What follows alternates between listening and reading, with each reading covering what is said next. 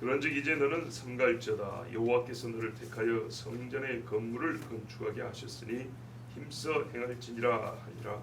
다윗이 성전의 복도와 그 집들과 그 곡간과 단합과 골방과 속죄소의 설계도를 그의 아들 솔로몬에게 주고 영광도 받은 모든 것 여호와의 성전의 복들과 하나님의 모든 방과 하나님의 성전의 곡간과 성물 곡간의 설계도를 주고 또 제사장과 레위사의 관과 여호와의 성전에서 섬기는 모든 일과 여호와의 성전을 섬기는 데에 쓰는 모든 그릇의 양식을 설명하고 또 모든 섬기는 데에 쓰는 금기구를 만들 금의 무게와 모든 섬기는 데에 쓰는 은기구를 만들 은의 무게를 정하고 또 금 등잔대들과 그 등잔 곧 각 등잔대와 그 등잔을 만들 금의 무게와 은 등잔대와 그 등잔을 만들 은의 무게를 각기 그 기구에 알맞게 하고 또 제사장의 각 상을 만들 금의 무게를 정하고 상을 만들 은도 그렇게 하고 알무리와 대접과 종지를 만들 수수와 금잔 곧각 잔을 만들 금의 무게와 또 은잔 곧각 잔을 만들 은의 무게로 정하고 또 향단에 쓸 순금과 또 수레고 금 그룹들의 설교대로 만들 금의 무게를 정해주니 이 그룹들은 날개를 펴서 여호와의 언약궤를 돕는 것이더라. 다윗이 이르되 여호와의 손이 내게 임하여 이 모든 일의 설계를 그려 나에게 알려주셨느니라. 또 내 아들 솔로몬에게 이르되 너는 강하고 담대하게 이를 이르라. 두려워하지 말며 놀라지 말라. 내가 여호와의 성전의 모든 일을 마치기 전까지 여호와 하나님 나의 하나님이 너와 함께 계시사 내게서 떠나지 아니하시고 너를 버리지 아니하시리라. 제사장과 레위 사람의 관이 있으니 너의 성전의 모든 공사를 도울 것이요 또 모든 공사에 일망하는 지도자와 기쁜 마음으로 너와 함께할 것이요 또 모든 지휘관과 백성이 온전히 내 명령을 지키리라. 아멘. 기도하겠습니다. 하나님 아버지 감사합니다. 오늘 하나님의 성전을 짓는 부자의 이야기를 주시고 이 일이 귀하고 복됨으로 하나님의 뜻이므로 하나님의 손이 나와 함께 하신 것 같이 너와 함께 하시니라. 이와 같은 축복의 소리가 우리 귀에 들리게 해주셔서 감사합니다.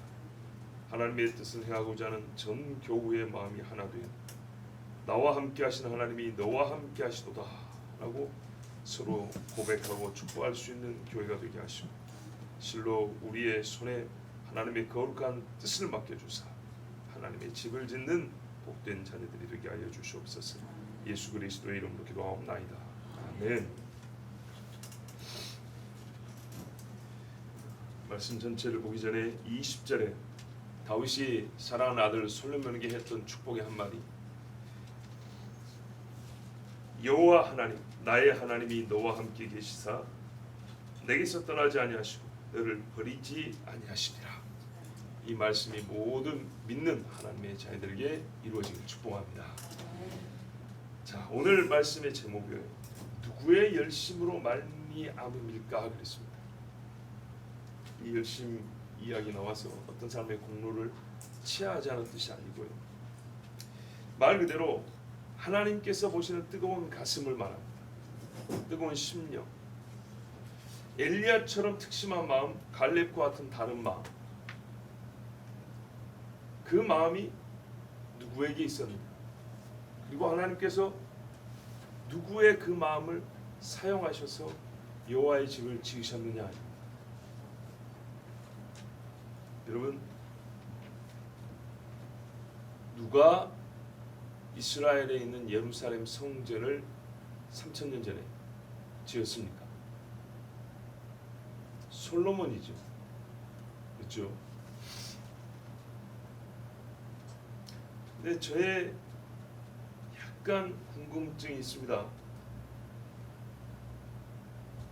솔로몬 성전이라고 우리가 부르긴 하는데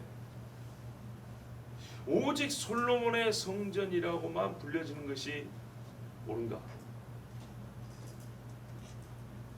지금 이름을 바꾸자는 게 아닙니다. 또 이름을 잘못 붙였다는 게 아니라 그 성전이 지어짐에 있어서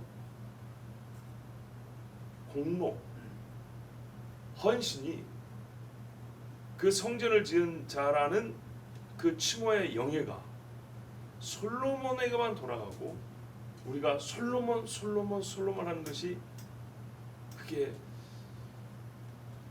합당한가? 자, 우리가 삶에서 이런 일이 간혹 있을 수 있죠. 우리의 입장이 피해자가 될 수도 있고 가해자가 될 수도 있는데 이런 경우가 있습니다. 우리 어릴 때 말이죠. 초원에 자전거가 귀했거든요. 그래가지고 친구 중에 하나가 자전거 하나 살면 서로 좀 태워달라고 혹은 한번 타보자고 막 쫓아다녔거든요. 보통 가장 먼저 자전거를 사는 집은 가게 하는 집 아이들 자전거를 먼저 삽니다. 자, 그런데 친구가 예를 들어서 타보라고 줬는데 뭐 복잡하지 않게 두 명의 친구에게 타보라고 했는데 먼저 탄 친구가 서툰 주제에 욕심을 내가지고 막 열심히 탄다고 길도 안 좁고 막 하는데 하다가 너무 오래 탔어요. 두 번째 사람이 기다리는 좀 지쳤어요. 근데 첫 번째 애가 타다가 이 자전거가 새 자전거인데 페달에 좀 문제가 생겼어요. 두 번째 애가 이제 타기 시작했는데 보니까 페달이 조금 휘어진 것 같고 막 소리도 막 시끄럽게 나요. 근데 옛날 비포장도에 돌도 많고 하니까 이거 막 힘을 주고 타고 뭐 좀 서툴고 좀 약간 넘어지고 좀 하다가 페달이 불러져 버렸는데 새 자전거. 그러니까 이 새 자전거를 막 산 그 애 마음이 어떻겠어요? 막 울고 불고 난리 났겠죠. 그래가지고 그 집 엄마가 뭐라 그래요? 두 번째 탄 애한테 네가 불렀으니까 네가 이거 좀 물어내라 그랬어요. 자, 내가 두 번째 애라고 생각해 보세요. 억울해요, 안 억울해요? 앞에 애가 1시간 타고 나 10분 탔는데 제가 다 망가뜨리는 걸 내가 결국 올라와서 페달 몇 번 돌리다가 결국 어쨌든 간에 내가 탈 때 부러진 건 사실이에요. 그런데 이거를 거의 망가뜨려 놓은 애는 앞에 애란 말이죠. 그러면 양심적으로 서로 좀 정확히 비중을 나누기는 어렵지만 그래도 좀 반반이라도 해주면 좋은데 앞에 애도 네가 불렀잖아. 자, 이렇게 해버렸어요. 자, 그러면은 보통 이제 여기서 의로 뭡니까? 이 정의감이 투철한 애들은 돈은 물어주긴 물어주는데 성질이 나서 못 견딥니다. 예, 이제 거의 뭐 절교를 할 지경이 돼버리죠. 그래 내가 돈은 물어주는데 너 다시는 너 친구 아니야, 너 같은 놈 막 그러면서 욕을 하고 난리가 날 겁니다. 자, 여러분 두 번째 아이라고 한번 생각을 해보세요. 억울하시죠? 그죠? 억울하죠. 당연히 억울하죠. 그걸 꼭 반대로 바꾸면 돼요. 칭찬을 듣는 일에 있어서 우리가 그렇게 억울할까요? 남이 다 해놓은 걸 내가 말판에 숟가락 얹었는데 남이 볼 때는 내가 다 한 것처럼 보인다. 음식 준비 남이 다 해놨어. 근데 내가 막판에 상 차리는 것만 누가 보고 내가 다 한 줄 알아요. 그럼 막 칭찬을 해줬어요. 자, 그러면 여러분 어때요? 그 칭찬 아니라고 그러십니까? 아, 그러더라고요. 예, 우리 예수 믿는 사람들은 그래요. 그런데요, 제가 지금 이렇게 우리 일상에서 있을 수 있는 충분히 있는 이 이야기를 시작한 것은 뭐냐면 성전에 관하여 우리가 솔로몬이 지었지 않았다고 얘기하려는 게 아니라 너무 우리 솔로몬 한 거 아닌가? 지금 무슨 말이냐면 이렇게 사람이 행한 일에 대하여 우리가요 좀 한꺼풀만 이렇게 속을 좀 뒤집어 봐도 누가 영광을 받아야 되고 누가 격려를 받아야 되고 또는 누가 상을 받아야 되는가에 대하여 하나님 앞에 가보지 않아도 우리의 양심과 신앙 정신에 따라서 충분히 가릴 수 있고 이 땅에서 서로 간에 칭찬 또는 책발할 수 있는데 이게 잘 안 된다는 겁니다. 하나님 앞에 왔을 때 다윗은 성전과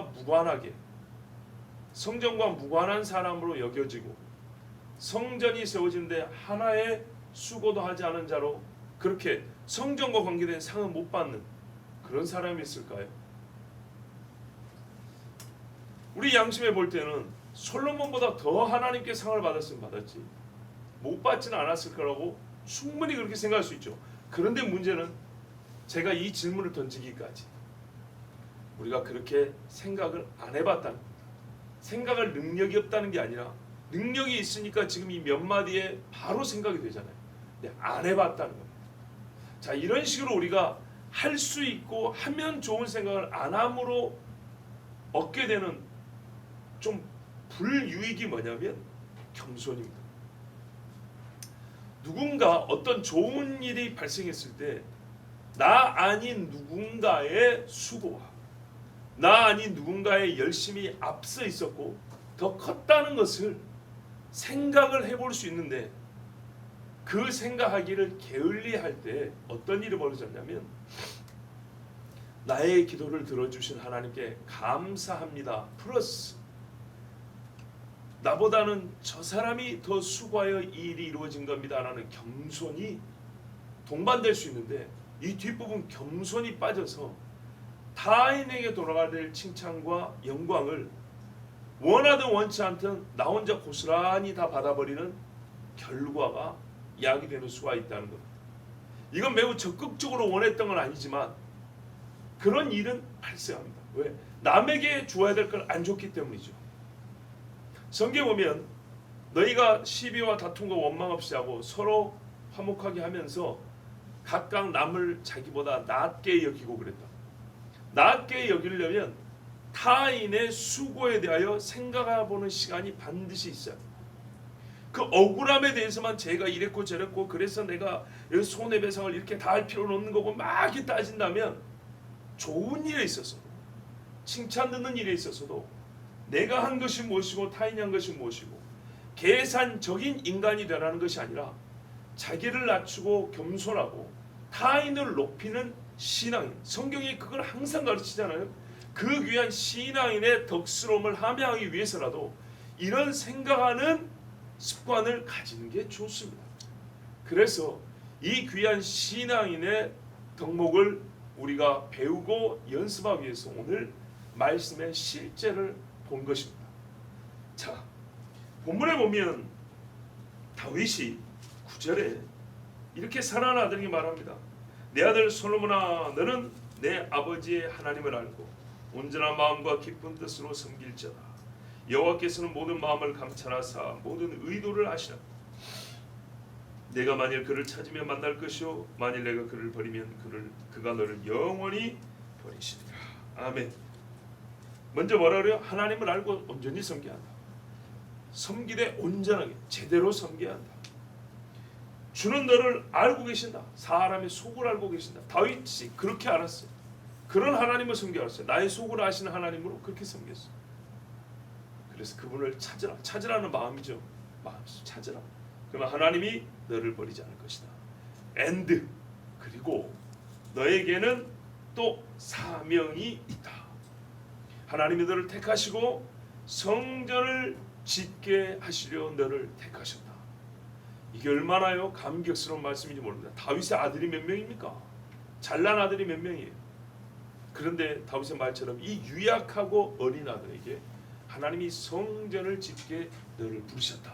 곧 우리 아버지 아들 8 중에 막내인 나를 양친 중에 부르신 것처럼 네가 꼭 나의 사명을 계승한 아들이 됐다.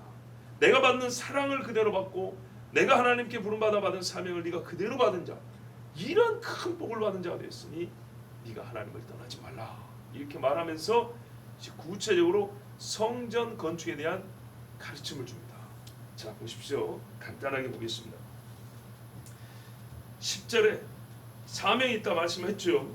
11절에 성전의 외부 공간과 가장 거룩한 지성소까지 설교도를 그려줬습니다. 그 다음에 12절에 또 설교도를 주는데 하나님께서 영감으로 주셨다고 이 성전 설계의 출처는 하나님이다 라고 고백을 합니다. 그러니까 근본은 하나님입니다. 우리가 지금 누구로 말미암냐는 것은 사람 수준에서 이야기를 하고 있는 겁니다. 그러나 항상 하나님의 영감으로 말씀을 하고 하나님의 영감으로 노래를 짓고 하나님의 영감으로 시를 짓고 기도하고 하나님의 영감으로 설계를 받아. 옛날에 모세가 그랬던 것처럼 다윗도 지금 그려가지고 솔로몬에 줍니다. 성전의 뜰과 사면의 방, 곡간, 성물 곡간, 여러 이 봉헌한 물건들을 주는 곡간이 있죠. 이 창고들까지. 그 다음에 13절에 제사장과 레위 반열, 제24반열, 누가 첫 번째 반열, 누가 두 번째 반열, 섬길 자들의 순서. 그러니까 물건만이 아니라 사람에 관해서까지 다 정해줬습니다. 그 다음에 그릇이 있습니다. 그릇의 양식을 설명해 주었습니다. 이 그릇은 이런 사이즈야. 이건 작아야 하고, 이건 두께가 얼마야 되고, 이건 어디다 두어야 하고, 이건 어떤 때 써야 하고, 이거 다 가르쳐 줬습니다. 그 다음에 14절에 보시면 금, 은, 기구가 있습니다. 예. 뭐 지금 이걸 구체적으로 보자는 건 아닙니다. 성전에 쓰는 숟가락, 젓가락, 뭐 우리식으로 말한다면 뭐 여러 가지 그 국자 등등 여러 가지 기구들이 있습니다. 또 성막 안에 있었던 것처럼 성소 안에 있는 등잔대, 그죠? 진설병, 이 떡상, 촛대 등등. 이 모든 금, 은의 무게를 정해줬습니다. 보통 예전에 성막에서 보면요, 성소 안은 금이고 밖은 은 또는 노십니다. 불이 들어간 것들은 또 노십니다. 이렇게 되어 있습니다. 15절을 보세요. 등잔대. 등잔대를 만들 금의 무게와 등잔을 만들 은의 무게를 그 기구에 알맞게 정해줬다 했습니다. 자, 여러분, 성전 안에 메노라가 있었어요. 옛날에 그 가지 8개짜리 촛대 있죠. 이건 순금입니다. 성막에서 어떻게 하면 한 달란트 금 덩어리를 쳐서 만듭니다. 용접하고 쪼이고 이렇게 해서 만든 게 아니고 덩어리를 순전히 때려쳐 가지고 모양을 만든 겁니다. 근데 여기 보면 은등잔대들은 뭐예요? 은. 그건 옛날에 성막에서 없는 건데, 예, 성전은 사이즈가 큽니다.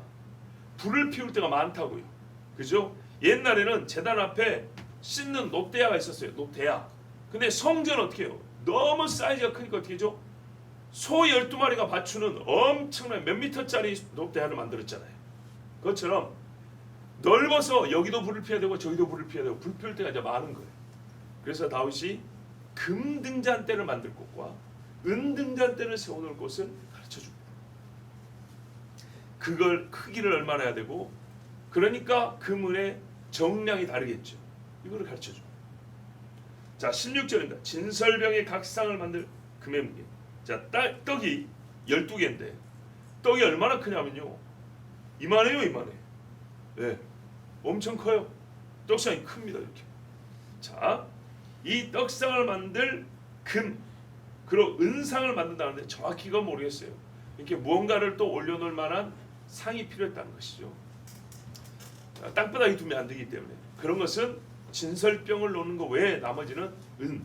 그러니까 예전에 성막에 있었던 것의 가장 본질적인, 성막의 본질적 기능을 수행하는 그것들을 그대로 다시 올 때는 금으로 만들고, 사이즈가 커서 기타 유사하게 불도 펴야 되고 뭐 또 올려나갈 때는 본래는 없던 것들 때문에 은으로 해서 그것들을 다룰 수 있도록 이렇게 이제 가르쳐줬습니다. 그 다음에 17절을 보면 갈고리, 대접, 종지, 그러니까 대야들, 집게들 뭐 이런 것들이 있습니다. 그건 예전부터 있던 것들. 자, 이런 것들을 만들 순금 또는 금, 은의 무게를 정해줬습니다. 야, 이것만 봐도 은과 금이 엄청나게 많이 들어가겠네요. 자, 향단입니다. 성막 안에 들어가면 지성소 앞에, 하나님 앞에 감히 사람이 맨 얼굴로 나가면 죽으니까 향불의 이 연기로 가립니다. 또 하나님 앞에 늘 향기로운 향이 이렇게 나오게, 그 성전에 가득하게 해야 됩니다. 자, 이때 향단에 쓸 순금. 자, 이 보세요. 그냥 금이 아니고 다 본래 성막에 있던 거는 순금이라고 해요. 순금. 또 수레, 여기서 수레라고 돼 있는데 요거는 뭐냐면 이게 뭡니까? 그쵸. 우리 번역에는 그룹이라고 돼 있죠. 예, 그룹 맞아요. 그룹. 이 날개 6개를 가지고 얼굴 가리고 날고 발 가리고, 그렇죠? 하나님의 보좌를 두르고 있는 이 천사들 묘사, 그들을 그룹이라고 부르는데 일반 천사는 안 부릅니다. 그룹이라고 하는데 이 천사가 둘이 언약궤를 이렇게 덮고 있잖아요. 여기가 속죄소입니다. 하나님이 말씀하시고 속죄가 일어나는 곳. 그래서 언약궤의 뚜껑 부분이지만 별도로 이름을 속죄소 이렇게 부른다 했습니다. 이것도 금으로 만듭니다. 그래서 이 설계까지 정해줬습니다. 이렇게 해서 다 이 성전에 보세요. 외벽부터 지성소까지, 그죠? 그리고 여기서 일할 사람들에 관하여 가장 거룩한 곳에 놓여 있는, 진짜 이것이 없으면 성전이 있으나 마나인 법궤를 덮고 법궤를 보관하는 곳의 설계까지, 거기에 쓴 금은 재료의 양과 식양을 전부 다 모양과 양을 다윗이 솔로몬에게 적어주고 그려주고 일일이 다 가르쳐줬습니다. 자, 이 정도면 일 다 한 거죠. 그렇죠. 그러면서 다윗이 아들에게 말합니다. 19절입니다. 여호와의 손이 내게 임하여 이 모든 일의 설계를 그려 나에게 알려주셨느니라. 아멘. 자기의 고안이나 상상의 산물이 아니요, 내가 재능 있고 배워서 설계도를 그린 것이 아니라 하나님께서 감동으로 주신 것이다. 여러분, 하나님께서 이 엄청난 집, 여호와의 집 성전을 감동하여 설계도를 주셨답니다.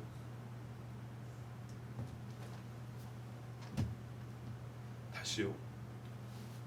여호와의 성전, 예루살렘 성전은 말이죠, 사람이 지을 수 있는 가장 아름다운 집, 그리고 그 모든 벽을 금으로 다 발랐어요.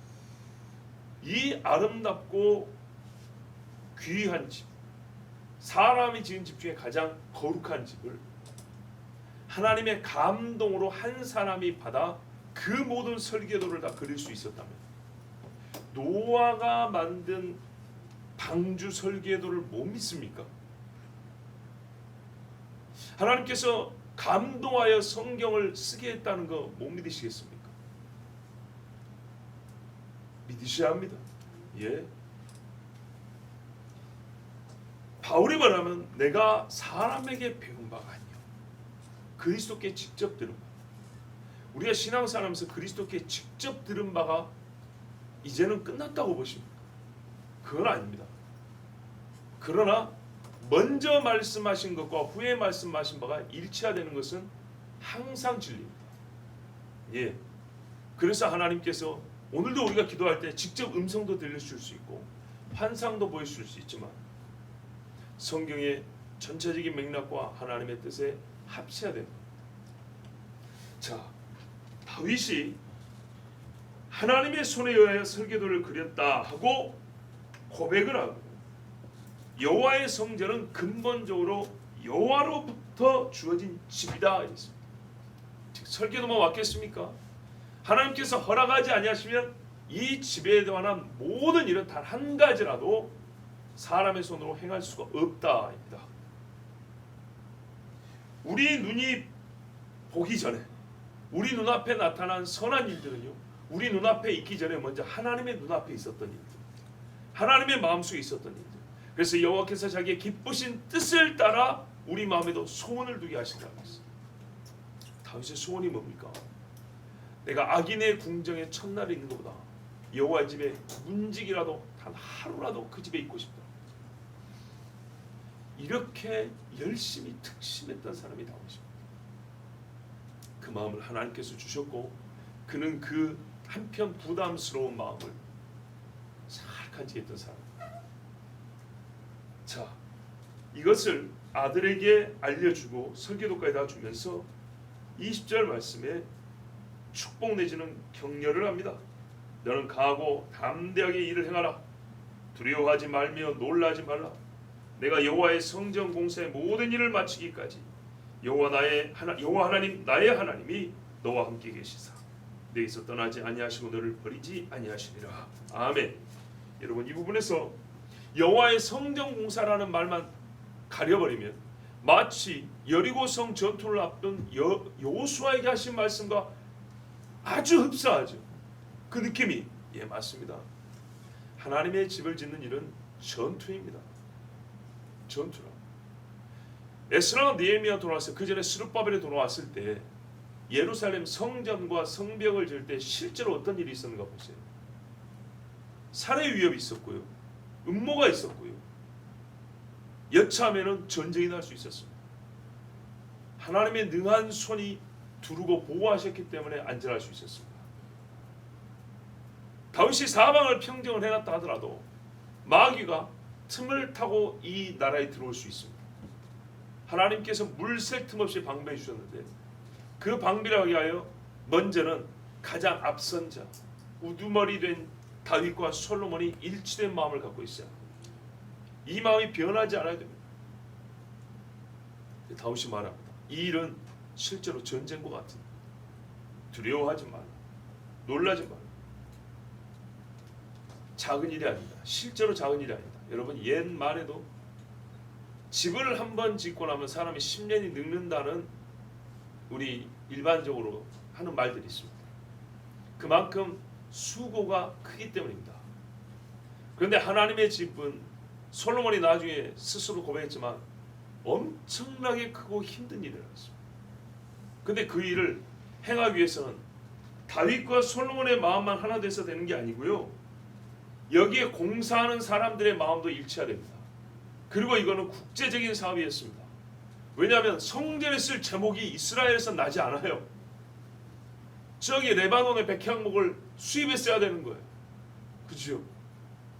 그래서 국제관계도 좋아야 되는 거예요. 하나님께서 사방의 평안을 계속 유지를 해줘야 되는 거예요. 성전입니다. 그냥 집이 아닙니다. 하나님에 대한 신앙이 이 기초를 놓을 때부터 봉헌식 할 때까지 최소 그 기간만큼이라도 백성이 성전을 짓겠다는 열의에 함께 불타올라야 됩니다. 그러지 않으면 깨집니다. 여러분 지금도요. 성전에 비할 바가 못 되지만 교회 짓다가 붕괴된 교회가 있지 않습니까? 완전히 마음이 하나 되어야 됩니다. 변치 않아야 됩니다. 그래서 담대함과 열심이 솔로몬에게 있어야 하고 변하지 않아야 되고 이스라엘 모든 백성과 특별히 솔로몬을 돕는 지휘관들, 제사장들, 레위인들의 마음이 일치해야 됩니다. 왜 신약에서도 교회를 말할 때 빌립보서 같은 데도 너희가 마음을 같이하여 뜻을 같이하여 한 마음과 한 뜻으로 주를 섬기라 이런 말씀을 왜 계속했을까요? 하나님의 집이 찢어지고 붕괴되기 때문입니다. 자, 다윗은 아들 솔로몬에게 나의 하나님이 너와 함께 계시다라는 진짜 지금 나도 듣고 싶은 소리. 여러분 다윗이 말이죠. 물론 이미 하나님 곁에 간 사람이지만 다윗이 우리 눈앞에 지금 있어서 그가 나를 두고 나의 하나님이 너의 하나님이고 나를 지켜주시는 하나님이 너를 지켜주시는 하나님의 소리를 우리가 직접 들을 수 있다면 얼마나 큰 기쁨의 영광이겠습니까? 자, 그런데 이 말은 한편 이러하지 아니하면 여호와의 성전을 짓지 못한다는 뜻입니다. 또 한편으로는 다윗의 입으로 나의 하나님이 너의 하나님이라고 불려질 사람이 아니면 하나님이 성전 짓기를 허락하지 않는다는 말입니다. 아까도 말했지만은 잘난 아들 많지만 하나님이 솔로몬을 택하셨다. 그리고 그의 이름을 하나님 뭐라면 여디디아라 그랬어요. 여호와께 사랑받는 자라 그랬어요. 하나님께 사랑받는 자, 사랑받음을 감사히 수용하는 자, 받을 줄 아는 사람에게 하나님이 이 거룩한 집을 맡겼습니다. 그리고 다윗이 한마디 더 합니다. 솔로몬만의 일이 아니죠. 제사장과 레위인의 일이기도 합니다. 그래서 그들이 자기 반차를 따라 직무를 수행하리라 그랬어요. 자, 이거 참 중요한 건데요. 제사장과 레위인은요 일반 백성과 또 다릅니다. 이들은 본래 성막 봉사를 위하여 제사를 위하여 하나님께 부름받고 세워진 사람들입니다. 그래서 이 사람들에게는 성전 짓는 것이 솔로몬을 돕기만 한 것이 아니라 자기들의 직무입니다. 솔로몬이 앞선 것이지 남의 일을 하는 것이 아닙니다. 제사장과 레위인은 성전이 없다면 존재할 필요가 없는 사람들입니다. 맞습니까? 예. 그래서 제사장과 레위인은 내일이다 하고 성전 짓기에 앞장서야 되는 사람들이고 다윗이 이 사람들을 순서만 준비해 놓은 게 아니라 즉 그룹만 지어서 조만 짜는 것이 아니라 그 일을 솔로몬과 함께 할 수 있는 마음, 자기 생전에 나 다윗과 같은 마음을 그들에게 다 훈련하고 가르치고 같은 열심을 갖도록 하나님 앞에 기도하면서 준비시켜놨다는 얘기입니다. 이들이 없었다면 제 아무리 금은이 많아도 성전 못 짓습니다. 그 외에 기술자, 그렇죠. 눈만 감고 뜨면은 성전이 지어지는 게 아니죠. 유능한 기술자들이 필요합니다. 브살렐과 오홀리압 같은 성막을 지은 사람들.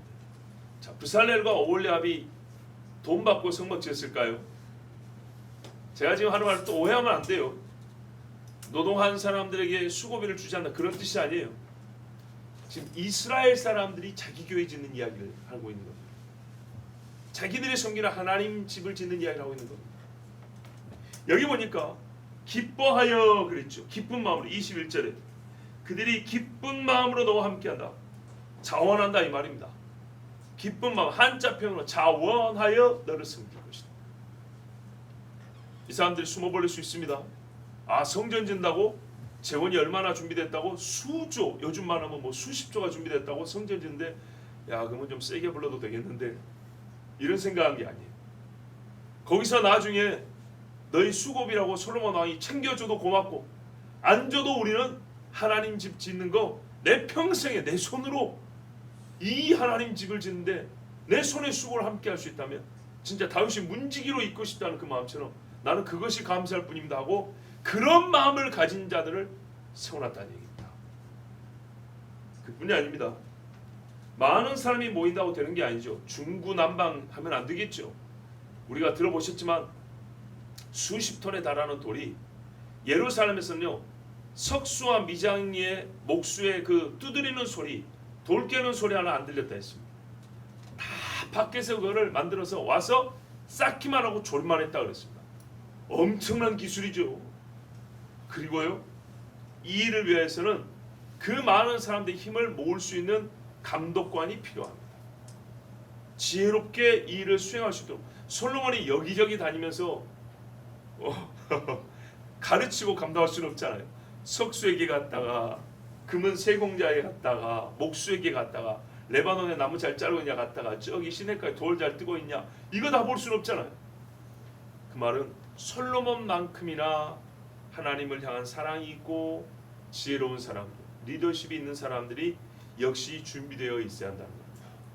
근데 다윗이 뭐라고 이걸 자신 있게 말하죠. 그런 사람들 있다, 준비되어 있다 이렇게 말했습니다.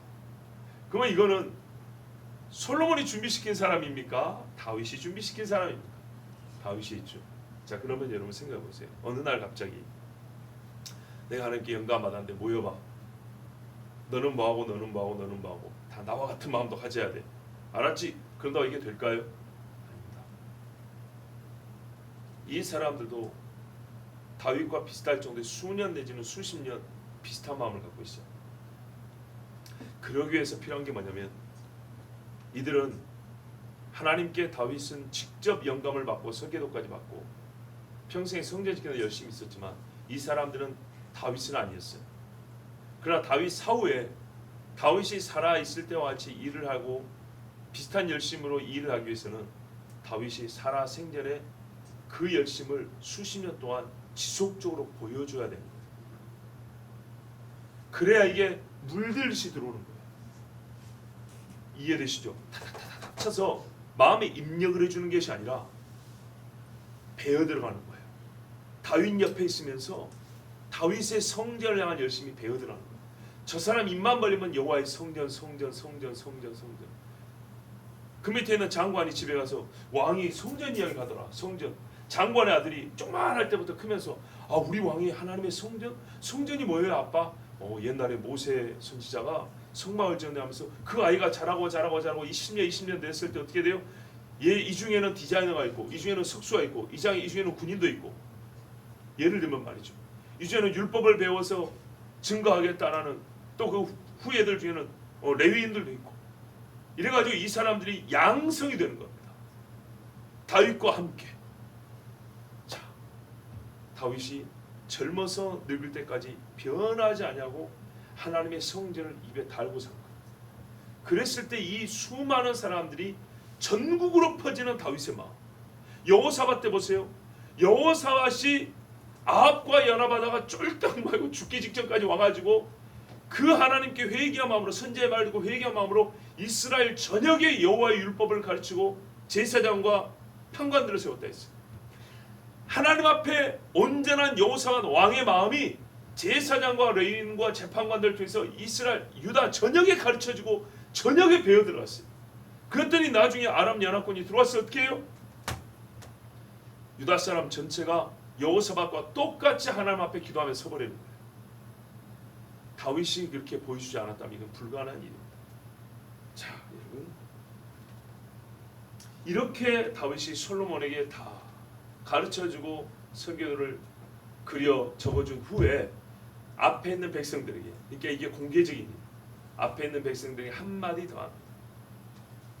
29장에 보시면 다윗 왕이 온 회중에게 이르되 내 아들 솔로몬이 유일하게 하나님께서 택하신 바 되었으나, 맞죠?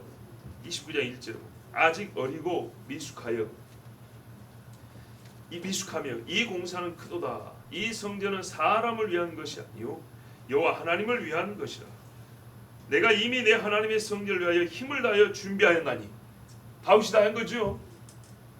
곧 기구를 만들 금과 은과 놋과 철과 나무와 또 만호와 가공할 검은 보석과 채석과 다른 모든 보석과 옥돌이 매우 많으며 성전을 위하여 준비한 이 모든 것 외에도 내 마음에 내 하나님의 성전을 사모함으로, 이게 열심히 내가 사유한 개인 재산을 내놨다는 거예요. 사유한 금 은으로 내 하나님의 성전을 위하여 드렸느니, 그러니까요, 전쟁하고 얻은 것들이 있죠. 자, 이건 하나님 것이라고 떼놓은 게 있고요, 각자 개인 몫으로 돌아간 거 있어요. 근데 이것까지 다 냈다는 거예요.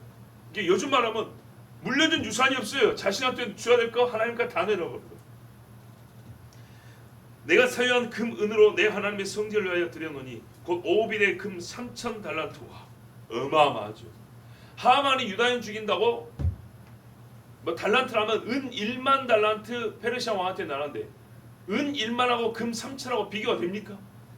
금값이 은값의 3배 이상 되죠. 예, 비교가 안 되죠. 훨씬 더 많은 거죠. 그것뿐만이 아닙니다. 순은 7,000 달란트. 야, 하만은 비교가 안 되네요. 모든 성전벽에 입히며, 성전벽에 나중에 보면 금으로 입혔다 했죠. 이거 다 다윗 거예요. 다윗의 사유재산이었어요.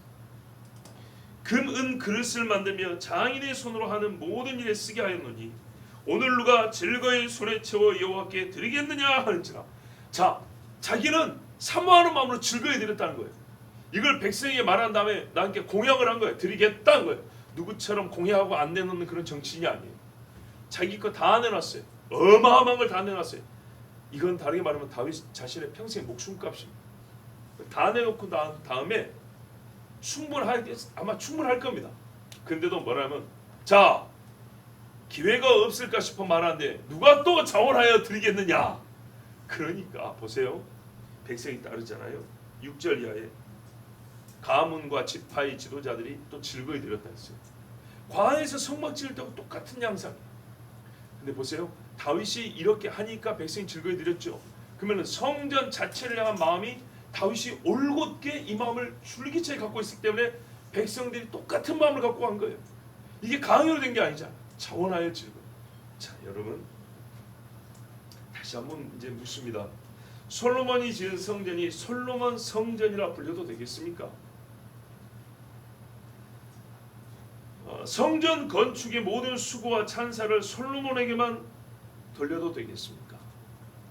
그가 여호와의 성전 지은 자라는 칭호의 영예를 다 가져가도 되겠습니까? 과연 다윗이 아니었다면 솔로몬이 여호와의 성전을 지었을까요? 왜냐하면 이건 뜨거운 마음에서부터 시작되거든요. 혹 지었더라도 다윗과 같은 마음으로 지었을까요? 결과적으로 솔로몬이 지어냈습니다. 이 수고도 큽니다. 정말 작다는 얘기는 아닙니다. 누군가 벽돌을 쌓아야 되고 이걸 실제로 사용해서 건물을 지어야 되기 때문에 큰 겁니다. 그런데요, 성전을 건축하고자 하는 마음을 가진 자, 뜨거운 심령으로 사모하여 평생을 준비한 사람, 자신의 모든 것을 바친 사람은 다윗입니다. 부르기를 솔로몬 성전이라 하지만 실상 다윗이 지은 성전이랑 다름없습니다. 오늘 제목같이 말미암음이라 할 것 같으면 다윗으로 말미암아 지어진 여호와의 집입니다. 동의가 되십니까? 자, 이제 여기서 오늘 제가 이 말씀을 읽고 여러분에게 솔로몬만이 성전 지은 자의 영예를 다 가져가면 안 된다고 말씀드린 이유를 말씀드립니다. 성경의 기록상 선례를 볼 때 또 성경에 기록된 하나님의 약속 즉 예언을 우리가 믿고 따를 때 머지않아 온 세상에 하나님의 성령은 강력하게 임재하는 때가 옵니다. 왜였어요? 내가 말세에 내 영을 부어주리니 분명히 그랬단 말이에요. 그리고 여러 환난과 어려움이 있기 전에 하나님께서 반드시 신앙 부흥의 때를 허락해 주셨어요. 부흥이란 성령에 사로잡힌 사람들이 가득한 어느 지역이든 나라든 민족이든 그런 때를 주셨어요. 그럼 이 작은 종이 예상컨대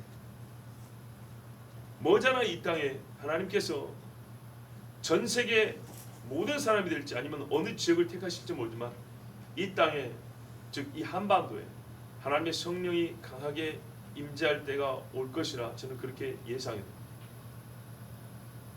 자, 그렇다면 우리가 하나님께 서원한 선교사를 파수할 수 있는 기회가 되고 남아있는 그루터기들이 이 밑둥만 남아있는 것이 아니라 자라서 열매를 맺을 수 있는 짧지만은 아주 강력한 은혜의 때가 머지않아 올 것이라고 그렇게 예상하고 있습니다.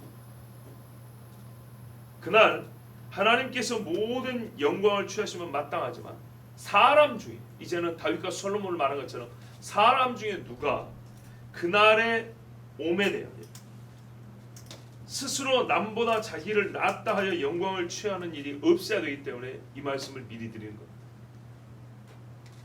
그 중에 한 가지 예를 들어보면 꼭 통일이 있었으면 좋겠지만 통일이 아니더라도 만일에 여러분 저 북녘에 있는 형제들에게 신앙의 자유가 주어진다면 그리고 교회가 새롭게 세워질 수 있는 기회가 온다면 우리가 즉 남한의 성도들이 하나님 우리의 기도를 응답하여 주셔서 감사합니다라고 분명히 그렇게 기도해야겠지만 그 기도 안에 우리가 북쪽에 있는 형제들의 신앙의 자유를 얻게 해준 사람 그들의 닫혀있던 북한 문을 열어준 기도의 공로자라고 우리로 말미암음이라고 우리가 그렇게 생각하고 말할 수 있을까요? 근데 사실 우리는 보통 이렇게 생각을 했습니다. 지금도 그렇게 하고 있습니다. 제가 묻기 전까지 봐보세요. 우리는 항상 뭐라고 기도하고 뭘 생각하면서 기도하냐면 위에는 꽉 막혀 있습니다. 우리가 밖에서 두드려 줍니다. 저 안에서는 열릴 수가 없습니다. 밖에서 부지런히 기도하고 부지런히 기도해서 하나님이 밖에서부터 뚫어주시고 그래서 우리가 그 속으로 들어갑니다. 밖에서 그 속으로 들어가서 거기서 교회를 세워주는 그런 생각을 합니다. 자, 오늘 이 말씀을 듣고 다시 한번 생각해 봅시다. 여러분, 남북한이 통일되면 더 좋겠고 만일에 통일이 안 된다 하더라도 북한의 신앙의 자유가 주어지고 자유롭게 교회를 세우고 방방곳곳에서 하나님을 찬양할 수 있는 날이 온다면 그게 우리의 기도로 말미암음이라고 자신할 수 있습니까? 한번 생각을 해보세요. 내 아버지가 감옥에 들어가 계신단 말이에요. 그럼 그 집 자식이 하는 기도하고 이름도 모를 성경 편지 받고 저 멀리 천리 밖에서 누군가 아 이런 일이 있구나 하고 기도하는 사람하고 누가 더 간절하겠어요? 기도의 양이 누가 더 많겠어요? 물론 특심한 사람이 있겠지만 일반적으로 한번 생각해 보세요. 저 북녘에 순교자의 자식이 얼마나 많은데 5대 할아버지 때부터 신앙을 지켜온 피 흘려 신앙을 지켜온 집안이 있습니다. 여러분 과연 그들 앞에 우리가 당신들을 위하여 기도했다고 명함이라도 내놓을 수 있을까요? 우리의 기도로 말미암아 북녘의 문이 열리고 교회가 세워질 수 있는 기회가 왔다고 하나님과 사람 앞에 여러분 그렇게 자신만만하게 말할 수 있을까요? 그거는요, 목숨을 걸고 신앙을 지키고 오늘 밤에도 정말 굴 속에 숨어서 숨죽여 하나님 앞에 눈물을 흘리는 사람의 기도를 무시하는 거예요. 그들을 모욕하는 말이에요. 여러분 지금 당장 아프간만 생각해 보세요. 거기에 선교사들이 남아있는 자들이 있습니다. 죽기를 각오했지만 그들 자신과 그들의 가족과 또 그들의 고국에서 기도하는 그들의 일가 친지의 기도보다 우리가 더 기도합니까? 우리가 기도를 안 한다는 것도 아니고 할 필요가 없다는 얘기도 아닙니다. 하나님께서 그들을 보일 때 하나님이 우리 기도를 안 들어줬다는 게 아닙니다. 솔로몬이 성전을 안 지었다는 얘기가 아니에요. 그러나 그들의 생명이 보호를 받고 그들의 교회가 지켜졌을 때 우리가 우리의 기도를 들어주셨습니다, 감사합니다는 당연히 했지만 그 말에서 우리만 생각하고 끝난다는 것은 사실은 더 큰 기도에 수고를 한 사람들을 생각하지 않는, 그죠? 우리보다 훨씬 더 헌신되고 더 큰 열심을 가지고 정말 하나님 앞에 마음을 다하여 간구했던 사람들의 기도를 우리가 생각하지 않으므로 그들에게 돌아들 칭찬과 영광을 고스란히 원하지는 않았다 모르지만 결과적으로 내가 다 갖게 되는 꼴이 된다 이 말입니다. 근데 우리가 이것을 바꿔야겠어요. 여러분 북녘에 어떤 이는 지하교회가 없다 그랬어요. 우리가 말하는 교회라는 것은 이렇게 번듯한 건물을 말하는 게 아닙니다. 우리가 가정에서도 교회 예배 드렸듯이 모여서 예배하는 거예요. 지하교회가 없다고 말한 그 선교사님 스스로 뭐냐면 자기가 복음전에서 들어간 사람들이 평양 곳곳에서 지금 모여서 예배하고 있다 그랬어요. 그게 교회지 뭐예요, 그죠? 그랬어요. 뭐 북한의 지하교회 뭘 모르는 소리 하지 말고 지하교회가 어디냐고 그랬던 그분이 자기가 한 말을 기억을 못하고 뭐라 그러냐면 내가 보낸 사람들 때문에 평양에 몇 개의 구역이 나눠지는데 거기서 교회가 세워져 있다고 분명히 자기 입으로 그렇게 말했어요. 봐보세요. 그러면 우리가 어렸을 때 말이죠, 북한의 지하교회 성도들이 몇 명이라고 그랬냐? 30년 전에 제가 듣기로 10만이라고 그랬어요. 어림자가 10만, 정치범 수용소 같은데 갇혀서 고생하는 신앙인이 10만이라고 그랬어요. 그때 이 남한에는 성도를 몇 명이라고 그랬냐? 1000만 성도 그랬어요. 한참 붕어가 끝물 1000만 성도. 100배죠. 인구는 2배밖에 안 돼도 100배였어요. 자 봐보세요 여러분. 근데 지금 최근에 들어온 소식이 뭔지 아십니까? 북한의 성도가 40만 그랬어요. 40. 저 상황에서 40만이 되려면 어떻게 기도해야 될까요? 저 땅에서 40만이 때가 되어 하나님 앞에 모여 예배를 하고 서로 비밀 유지가 되고 서로 고발하지 않으면서 40만이 수가 부르려면 얼마나 큰 간절함으로 하나님 앞에 기도하고 주님 앞에 마음이 열심히 있어야 될까요? 지금 여러분 이 땅에 교인이 몇 명이나 될까요? 교적에 올라오는 사람이 몇 백만입니다. 하나님 앞에 예배를 드린 사람은 그 중에 몇 분지 몇이나 될까요? 나는 하나님이 아니라서 모르지만 우리가 어린 자봐도 말이에요. 저기는 믿는 순간 초대교회처럼 목을 걸고 믿어야 돼요. 그죠? 믿는 순간 그걸 걸고 믿어야 돼요. 그런데 우리는요, 주일날 교회 안 가도 교회 교인으로 올라와 있어요. 순도로 한 비교보자. 순도. 그렇다면 숫자로도 이제 비교가 안 돼요. 진짜 기도하는 자의 숫자로도 비교가 안 된다고요. 저희는 40만이 올곧이 기도를 하는 사람이라면 우리는 교적에는 수백만이 올라 있어도 40만이 과연 하나님 앞에 기도하냐 했을 때 자신 있냐고 말입니다. 그런데 과연 남북이 통일이 되고 신앙의 자유가 주어지고 잠시라도 이 땅에 진짜 삼천리 방방곡곡에 교회를 세워서 하나님을 한날 한시에 예배할 수 있는 은혜가 주어진다면 그때 우리가 교적에 올라온 수가 많았기 때문에 우리의 기도로 하나님이 우리의 기도를 응답해 주셨다면서 우리가 막 환호성 지르는 그 수 끝나서 될까요? 아니죠.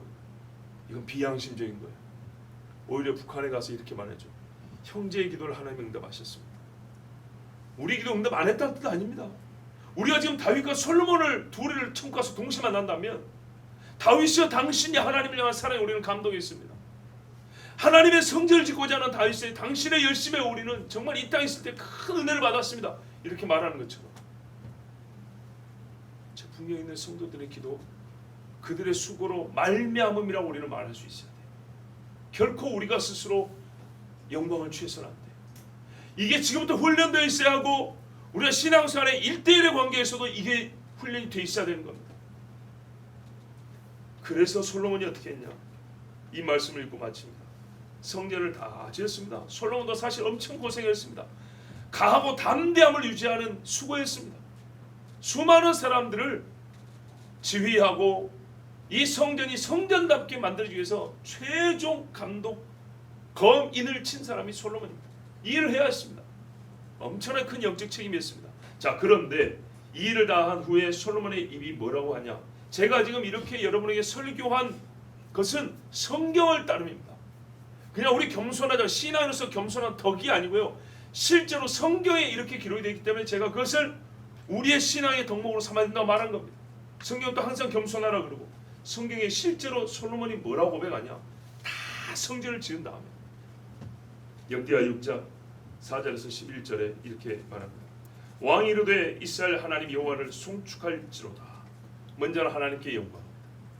여호와께서 그의 입으로 내 아버지 다윗에게 말씀하신 것을 이제 그의 손으로 이루셨도다.